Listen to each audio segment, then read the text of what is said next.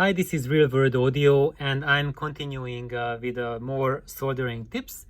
And this is not even soldering, just maintenance and cleaning circuit boards.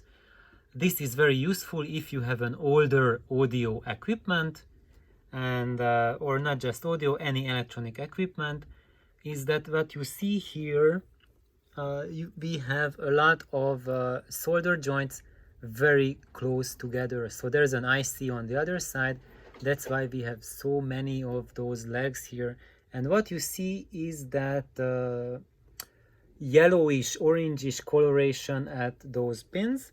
And that is the rosin, the leftover of the solder that just crystallizes there, and it forms carbon deposits and carbon bridges between those pins over time, and that will cause noise in your equipment and potentially failure if those bridges are allowed to develop. So what am I doing is just I'm getting a Q-tip, I'm dunking the Q-tip in ethanol.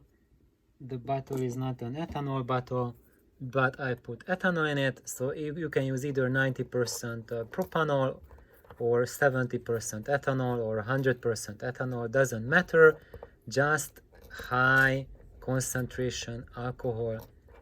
And you see that I am cleaning it using the swab, and you see that color that's coming off. That's the leftovers from the soldering. And I really recommend doing this process if you are building your own audio gear. After doing each solder joint, clean them up with a Q-tip like this. I learned this from Stu, from my mentor, and that will prevent the formation of these noise and fault producing areas. And let's just get some more. Use the other end of the Q-tip. And you see it's getting much shinier, much cleaner than the other side, which hasn't been cleaned yet.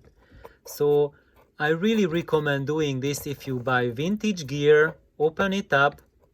Well, if you know what you are doing, because these boards can have high voltages present on them, and if you know how to deal with that, then I recommend going at it and cleaning it up with a cotton swab like this.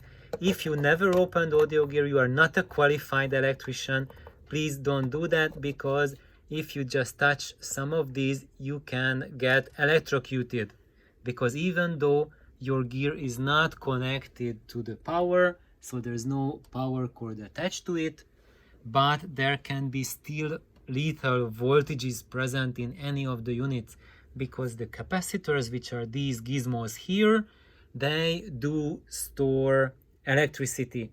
And sometimes even after the unit has been powered down for even for a month or a year, there can be still enough voltage there that can give you a very nasty, perhaps lethal shock. In a preamp, not as likely as in a power amp, but if you have a power amp, especially with high capacitances and especially with the big oil capacitors, and there is no bleeder on that power amp's power supply, it will still zap you even after a year. So do this only if you know what you are doing, only if you know how to bleed the voltage from your parts. And after you have bled the voltages, you have used a meter like this guy here to measure and make sure that there's no lethal voltage present in your audio gear, then you can go about cleaning. Another reason why you should make sure that there's no voltages present there, because if you short two leads while there is voltage in the amplifier, you can damage the parts, especially these chips.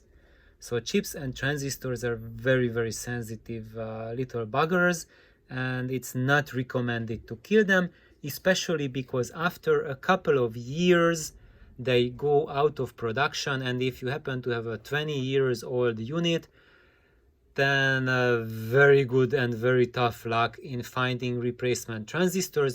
Most likely you will not be able to find, and that's how you have to say goodbye to your favorite gear which have transistors in them, is that you cannot get those transistors anymore.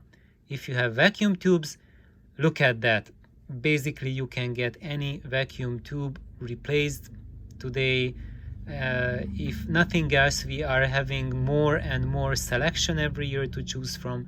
So with tubes you are never running into this issue.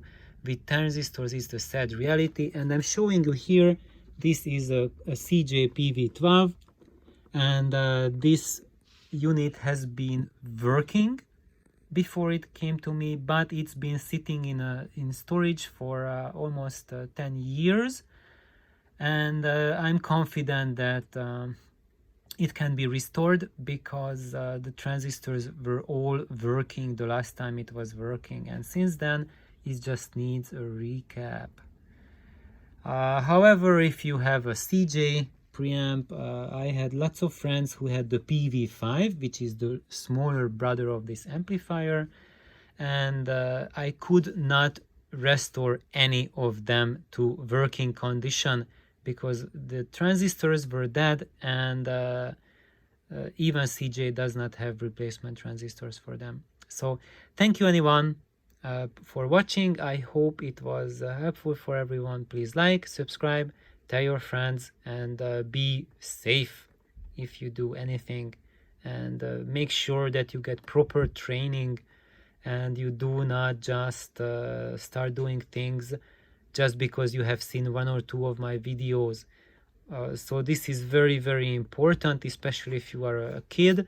You cannot and must not do any of these things on your own. Talk to your parents first, have them sign you to a training course, and when you are qualified and trained, only then start working on electrical equipment, okay? The onus is on you. You have to use safety, and you have to use procedures, and you only work on gear with lethal voltages on them when you are qualified to do so. If you are not qualified, then ask someone to do it for you who is qualified. Thank you. Bye-bye.